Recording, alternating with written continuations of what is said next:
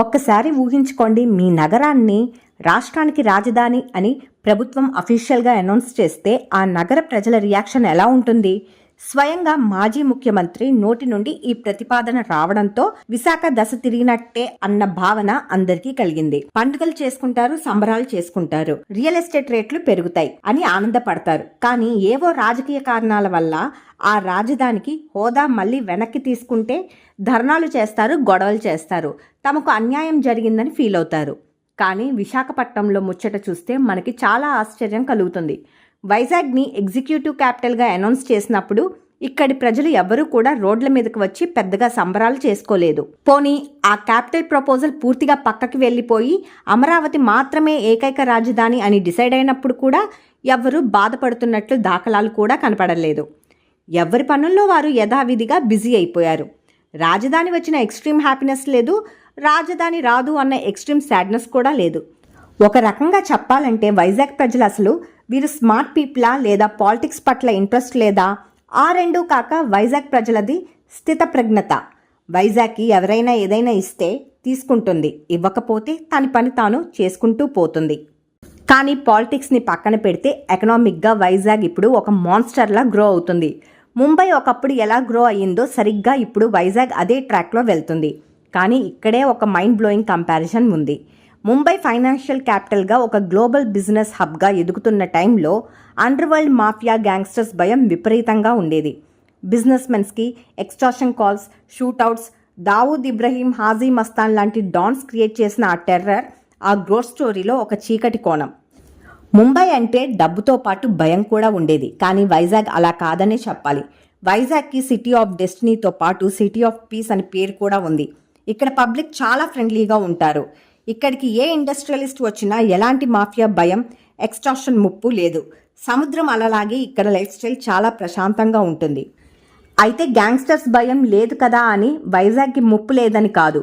Vizag next Mumbai లాగా మారుతున్న ఈ టైంలో భవిష్యత్తులో ఈ ప్రశాంతమైన సిటీకి ఇక్కడ ఎకోసిస్టమ్కి ఉన్న బిగ్గెస్ట్ థ్రెట్ డ్రగ్స్, ముఖ్యంగా విదేశాల నుండి వస్తున్న సింథటిక్ డ్రగ్స్. అంతేకాదు వైజాగ్కి దగ్గర ఉన్న అరకు, పాడేరు లాంటి ఏజెన్సీ ఏరియాల్లో గంజాయి స్మగ్లింగ్కి, నార్కోటిక్స్కి ఎపిక్ సెంటర్గా మారుతున్నాయని వార్తలు బలంగా వస్తున్నాయి. డెవలప్మెంట్ ఏ రేంజ్లో ఉంటుందో ఆ డెవలప్మెంట్ క్యాష్ చేసుకోవడానికి, పాడు చేయడానికి ఈ డ్రగ్స్ ఎకోసిస్టమ్ అంతే సైలెంట్గా చాప కింద నీరులా రెడీగా ఉంది.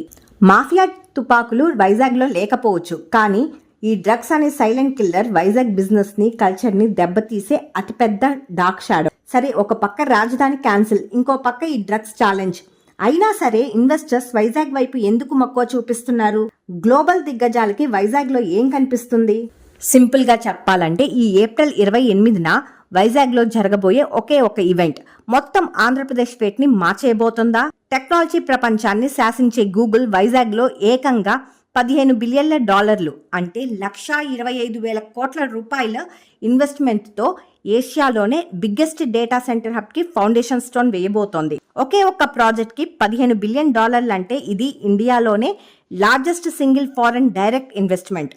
తర్లువాడ, అడవివరం, రాంబిల్లి ప్రాంతంలో సుమారు 600 ఎకరాలకు పైగా స్థలం ఏకంగా 1 గిగావాట్ కెపాసిటీతో ఈ గూగుల్స్ డేటా సెంటర్ రాబోతోంది. అసలు పాలిటిక్స్తో సంబంధం లేకుండా, క్యాపిటల్ సిటీ అనే ట్యాగ్తో పని లేకుండా ఎందుకు వేల కోట్ల రూపాయల ఇన్వెస్ట్మెంట్స్ వైజాగ్లోకి వరదలా వస్తున్నాయి? గూగుల్ మాత్రమే కాదు, సకల రంగాలు కంపెనీలకి వైజాగ్ ఎందుకు ఒక గోల్డ్ మైన్లా కనిపిస్తుంది?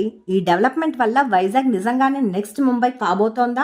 Let's deep dive into the absolute realities of Visakhapatnam. ముందుగా వైజాగ్ ప్రజల సైకాలజీని అర్థం చేసుకోవాలి.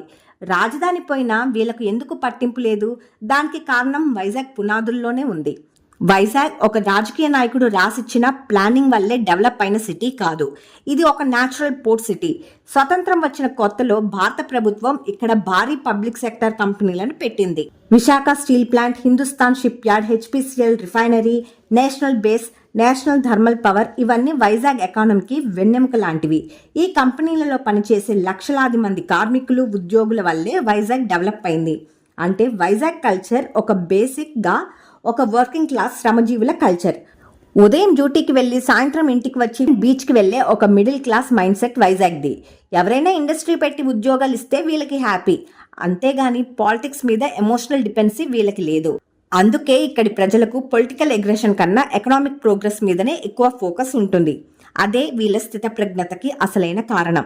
ఇప్పుడు అసలు విషయం ఏంటంటే ఏప్రిల్ 28న గూగుల్ పెడుతున్న ఫౌండేషన్ స్టోన్ దీనికి సింబాలిక్. అసలు ఒక డేటా సెంటర్ వస్తే ఏం మారుతుంది? మనందరం ఇంటర్నెట్ వాడుతున్నాం, యూట్యూబ్ చూస్తున్నాం, గూగుల్ డ్రైవ్లో ఫోటోలు దాచుకుంటున్నాం. ఇవన్నీ గాలిలో ఉండవు కదా. ఆ డేటా అంతా స్టోర్ అవ్వడానికి ఎప్పుడూ ఒక చోట భారీ సర్వర్లు ఉండాలి. అదే డేటా సెంటర్. ఈ సర్వర్లు 24 గంటలు పనిచేయడం వల్ల విపరీతమైన వేడి పుడుతుంది. వాటిని కూల్ చేయడానికి టన్నుల కొద్ది నీరు కావాలి. నిరంతరం పవర్ సప్లై కావాలి. దానికి తోడు ఇంటర్నెట్ ప్రపంచం అంతా కనెక్ట్ అయ్యేది శాటిలైట్ ద్వారా కాదు, సముద్రం అడుగున వేసిన ఆప్టికల్ ఫైబర్స్ కేబుల్స్ ద్వారా. వైజాగ్ సముద్ర తీరంలో ఈ కేబుల్స్ ల్యాండ్ అయ్యే ఫెసిలిటీ ఉంది. పక్కనే గ్రిడ్ నుండి పవర్ ఉంది. కూలింగ్కి అవసరమైన వనరులు ఉన్నాయి. అందుకే గూగుల్ వైజాగ్ని సెలెక్ట్ చేసుకుంది. గూగుల్ లాంటి జైంట్ కంపెనీ ఒక చోట అడుగు పెడితే అది కేవలం ఒక బిల్డింగ్ కట్టి వెళ్ళిపోదు. అది ఒక ఎకోసిస్టమ్ని క్రియేట్ చేస్తుంది. $15 బిలియన్ అంటే చిన్న విషయం కాదు. ఆ డేటా సెంటర్ని కట్టడానికి వేలాది మంది సివిల్ ఇంజనీర్లు, వర్కర్లు కావాలి. సర్వర్లు మెయింటైన్ చేయడానికి హై అండ్ టెక్కీలు, సైబర్ సెక్యూరిటీ ఎక్స్పర్ట్స్ కావాలి. వారికి సర్వీస్ ఇవ్వడానికి హార్డ్వేర్ కంపెనీలు చుట్టుపక్కల ఆఫీసులు తెరుస్తాయి. ఆ డేటా సెంటర్కి పవర్ ఇచ్చే సబ్స్టేషన్లు, రోడ్లు, ఇన్ఫ్రాస్ట్రక్చర్లు మొత్తం డెవలప్ అవుతుంది. ఆ ఉద్యోగాలు ఉండడానికి అపార్ట్మెంట్స్ కావాలి. అంటే రియల్ ఎస్టేట్ బూమ్ వస్తుంది. వాళ్ళకి తిరగడానికి రెస్టారెంట్లు, షాపింగ్ మాల్స్, థియేటర్లు, హాస్పిటల్స్ ఇలా ఒకదానికి ఒకటి లింక్ అయి మొత్తం ఎకానమీ మల్టిప్లై అవుతుంది. దీనినే ఎకనామిక్స్లో మల్టిప్లై ఎఫెక్ట్ అంటారు. గూగుల్ వైజాగ్లో ఉందనంటే మనం కూడా ధైర్యంగా వెళ్ళొచ్చు అని ప్రపంచ దేశాల ఇన్వెస్టర్స్కి ఒక స్ట్రాంగ్ సిగ్నల్ వెళ్తుంది. అది కేవలం గూగుల్తో ఆగిపోలేదు. రీసెంట్గా 2026 దావోస్ వరల్డ్ ఎకనామిక్ ఫోరంలో ఏపీ ప్రభుత్వం RNZ అనే సంస్థతో ఏకంగా $10 మిలియన్ డీల్ సైన్ చేసింది. దీని ద్వారా వైజాగ్లో 10 మిలియన్ చదరపు అడుగులు గ్లోబల్ కాంపిటెన్సీ సెంటర్ క్యాంపస్ రాబోతుంది. ఇది ఐటీ వర్కింగ్ స్పేస్ని పూర్తిగా మార్చేస్తుంది. మరోపక్క Arcelor Mittal Nippon steel company 135,000 కోట్ల రూపాయల భారీ పెట్టుబడితో steel plant extension and green energy ప్రాజెక్ట్స్కి రెడీ అవుతుంది. ఇన్ఫోసిస్, TCS లాంటి ఐటీ జైంట్స్తో పాటు సత్వా గ్రూప్, సిఫిల్ టెక్నాలజీస్ ఇలాంటి కంపెనీలు వేల కోట్ల రూపాయలు పెట్టుబడులు పెడుతున్నాయి. ఫ్లూయెంట్ గ్రిడ్, ఇమాజినేటివ్ లాంటి కంపెనీలు జాబ్స్ క్రియేట్ చేస్తున్నాయి. ఒక పక్క గ్రీన్ ఎనర్జీ, మరో పక్క హెవీ మ్యానుఫ్యాక్చరింగ్, స్టీల్ ఇండస్ట్రీస్, ఇంకో పక్క ఐటీ డేటా సెంటర్లు. ఇలా అన్ని రంగాలు ఒకే నగరంలో ఉండబోవడం అనేది చాలా రేర్గా జరుగుతుంది. అందుకే వైజాగ్ ఎకానమీ ఇప్పట్లో తగ్గేలా లేదు. అంతేకాదు వైజాగ్ చుట్టుపక్కల ఏరియాల్లో ఉన్న ఫార్మా కంపెనీలు, హైదరాబాద్ తరువాత అన్ని ఫార్మా కంపెనీలు ఉన్న ఏకైక ప్రాంతం వైజాగే. ఇప్పుడు మళ్ళీ మనం ఒకసారి ముంబై కంపారిజన్కి వస్తే వైజాగ్ని ఇండియాకి నెక్స్ట్ ముంబై లాగా చూడొచ్చా అంటే ఖచ్చితంగా చూడొచ్చు. భౌగోళికంగా ముంబై, వైజాగ్ రెండు సముద్ర తీర ప్రాంతాలే. పోర్ట్ ఆధారిత వ్యాపారాలు రెండిటికి బలం. ఇంపోర్ట్స్, ఎక్స్పోర్ట్స్ బిజినెస్లకి ఈ రెండు నగరాలు గేట్వే. ముంబైలో ఎవరైనా, ఏ రాష్ట్రం వారైనా బతకొచ్చు. అది ఒక కాస్మోపాలిటన్ కల్చర్. ఇప్పుడు వైజాగ్ కూడా అదే ఫేజ్ వైపు వెళ్తుంది. ఇక్కడ నార్త్ ఇండియన్స్, బెంగాలీస్, ఒరియా వాళ్ళు, సౌత్ ఇండియన్స్ అంతా కలిసి వర్క్ చేస్తుంటారు. ఎవరికి ఎలాంటి లాంగ్వేజ్ బ్యారియర్ కానీ, రేసిజం కానీ ఇక్కడ కనిపించదు. నిజంగా ఇది ఒక మెల్టింగ్ పాట్ లాంటి సిటీ. అయితే ముంబైలో ఉన్న ఒక మేజర్ ప్రాబ్లమ్స్ ఫేజ్, అది ఒక ద్వీపం లాంటిది. వాళ్ళు అడ్డంగా పెరగలేక నిలువుగా ఆకాశ ఆర్మరాలు కట్టుకుంటూ పోయారు. దానివల్ల స్లమ్స్ కూడా పెరిగాయి. వైజాగ్కి ఒక పక్క సముద్రం, 3 పక్కల కొండలున్న సిటీ. విస్తరించడానికి భోగాపురం వైపు, అనకాపల్లి వైపు కావాల్సినంత ల్యాండ్ ఉంది. జూన్ నాటికి Bhogapuram international airport operation start అయితే కార్గో ఎక్స్పోర్ట్స్తో పాటు ఇంటర్నేషనల్ కనెక్టివిటీ కూడా పెరుగుతుంది. Airport, seaport, railway zone, national highway ఈ 4 రవాణా వ్యవస్థలు ఒకే దగ్గర ఉన్న అరుదైన నగరం వైజాగ్. కానీ డెవలప్మెంట్తో పాటు సమస్యలు కూడా ఫ్రీగా వస్తాయి. ముంబైలో మాఫియా ఎలాగ కంట్రోల్ తప్పిందో వైజాగ్లో అధిక ట్రెట్, గంజాయి, డ్రగ్స్ నెట్వర్క్, విశాఖ ఏజెన్సీ ప్రాంతాలైన పాడేరు, దుండ్రుగూడ, అరకు లాంటి చోట దట్టమైన అడవులు, కొండ ప్రాంతాలు ఉన్నాయి. ఇక్కడి వాతావరణం గంజాయి సాగుకు బాగా అనుకూలిస్తుంది.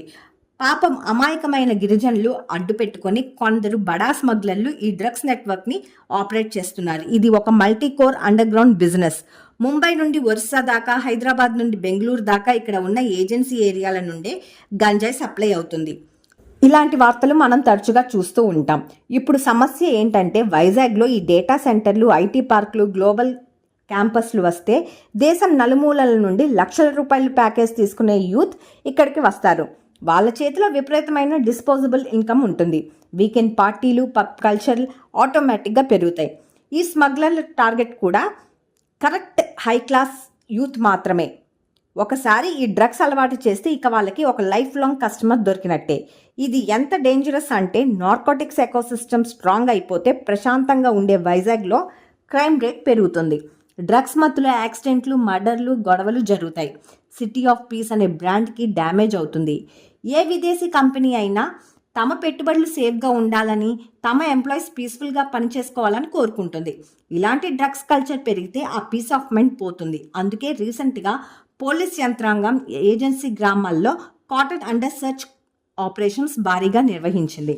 పాత నేరస్తుల ఇళ్లను, వాళ్ళ వాహనాలను చెక్ చేయడం, గిరిజన గ్రామ పెద్దలతో, మహిళలతో మీటింగ్స్ పెట్టి డ్రగ్స్ వల్ల వచ్చే అనర్థాలను వివరించడం, ఇలాంటి పనులు స్టార్ట్ చేశారు. ఈ డ్రగ్ మాఫియాని బేస్ లెవెల్లో కట్ చేయకపోతే వైజాగ్ ఎకానమీ డ్రింక్కి పడే అతిపెద్ద గండి ఇదే అవుతుంది. పోలీసులు, గవర్నమెంట్ ఒక ఉక్కుపాదాన్ని అణచివేయాల్సిన అవసరం ఎంతైనా ఉంది. ఓవరాల్గా చూసుకుంటే వైజాగ్ అనేది ఆంధ్రప్రదేశ్కి గూస్ బంప్స్ తెప్పించే ఎకనామిక్ ఇంజన్.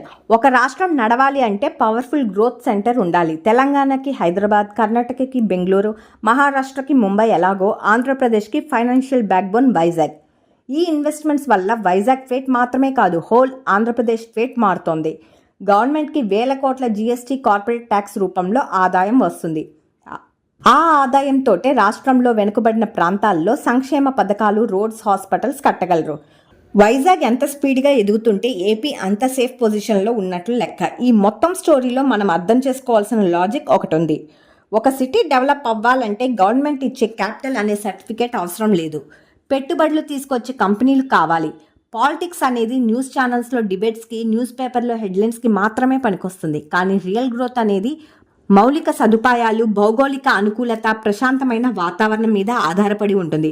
వైజాగ్ ప్రజల స్థితప్రజ్ఞత ఈరోజు వాళ్ళకి ఒక గ్లోబల్ బిజినెస్ హబ్ ముందు నిలబెట్టింది. ముంబై మాఫియాని జయించి ఎలాగైతే ఎకనామిక్ పవర్ హౌస్లా మారిందో, రేపు వైజాగ్ కూడా టెక్నాలజీకి, మ్యానుఫ్యాక్చరింగ్కి ఏషియాలోనే ఒక బిగ్గెస్ట్ సెంటర్గా మారబోతుంది. మార్పు అనేది ఖచ్చితం. ఆ మార్పు వైజాగ్కి రెడ్ కార్పెట్ వేసి స్వాగతం పలుకుతుంది. ఫ్రెండ్స్, వైజాగ్లో జరుగుతున్న డెవలప్మెంట్ మీద మీకు ఎలాంటి ఒపీనియన్ ఉందో కమెంట్ చేయండి. ఇలాంటి మరిన్ని అప్డేట్స్ కోసం మన ఛానల్ని ఫాలో అవ్వండి.